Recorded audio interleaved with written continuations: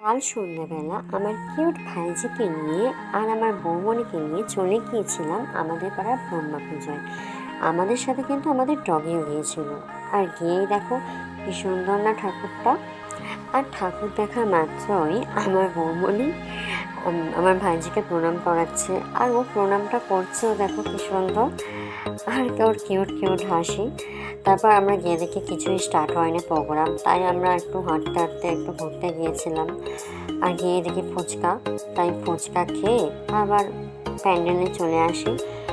আর এসে আমি আমার ভাইজির সাথে খুনসুটি করছিলাম, আর ও আমায় কিছু কিছু দিচ্ছিল। তারপরে বক্সে গান বাজতে ও আমার কোলে একটু টুকটুক করে নেচে নিল।